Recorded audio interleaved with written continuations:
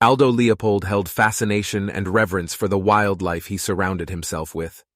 From mountains to streams, to the deers to the wolves, and the pines to the moss. Nature itself is a community to which we are merely inhabitants of. Aldo was a conservationist and the founder of the land ethics ecological philosophy. Rand Aldo Leopold was born on January 11, 1887 in Burlington, Iowa, to second-generation German immigrants. Fluent in both German and English as first languages. With a love for the outdoors, he would hunt with his father at every chance he got. His father made sure to instill a code of professionalism and ethics in him during these hunting trips that would come to a point in his later career. When he wasn't hunting, Aldo was exploring every nook and cranny of the wild woods and lakes around his home. He took care to observe and catalog the world around him. Aldo would later recount a tale of when he was young, of hunting and driving a pack of wolves and other unwanted predators out of some lands in New Mexico. In those days, we had never heard of passing up a chance to kill a wolf. In a second, we were pumping lead into the pack, but with more excitement than accuracy. How to aim a steep downhill shot is always confusing. When our rifles were empty, the old wolf was down and a pup was dragging a leg into impassable side rocks. We reached the old wolf in time to watch a fierce green fire dying in her eyes. I realized then, and have known ever since, that there was something new to me in those eyes, something known only to her and to the mountain.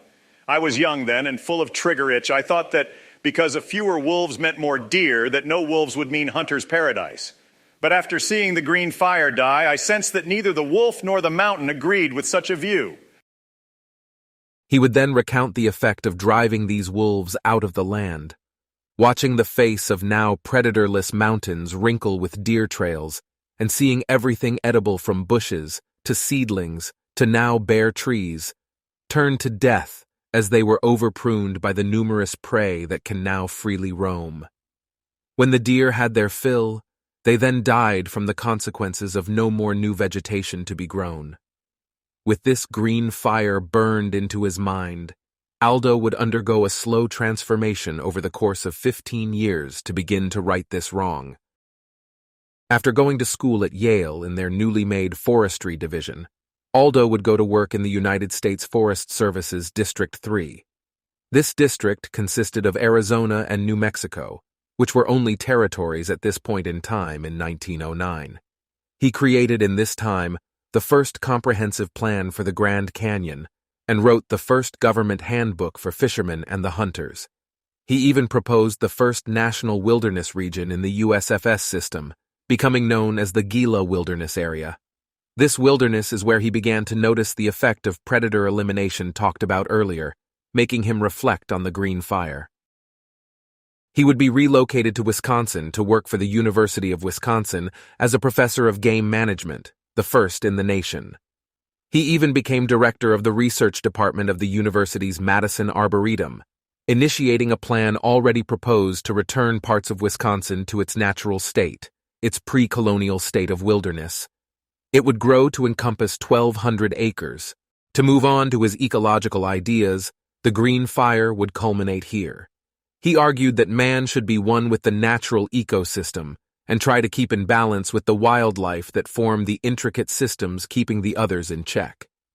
To this effect, harmony with land is like harmony with a friend.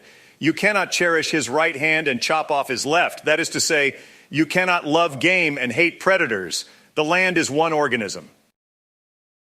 With the advent of the automobile and the destruction of wildlife to accommodate it, he advocated for chunks of lands to be left to wilderness, stating it is easier to maintain than to create it.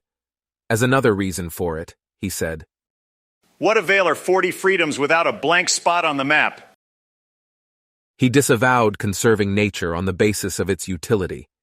Rather, he fought to preserve for the sake of the whole of nature, not for the usefulness of individual pieces and systems, while not cherishing what makes the entire ecosystem tick.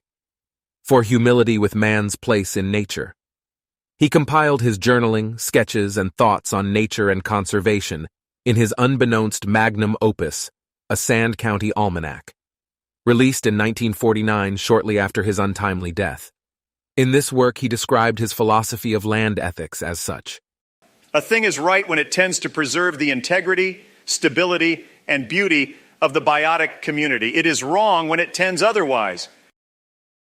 His work would be monumental and influential for generations to come, sadly something he would never be able to see.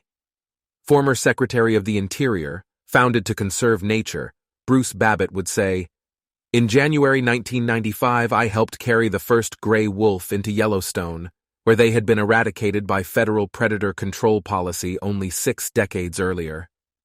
Looking through the crates into her eyes, I reflected on how Aldo Leopold once took part in that policy, then eloquently challenged it.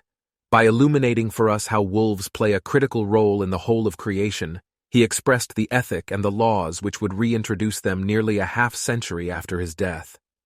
Aldo Leopold would die fighting a raging wildfire that threatened his property, where he would be met by the eyes with the green fire he saw so long ago.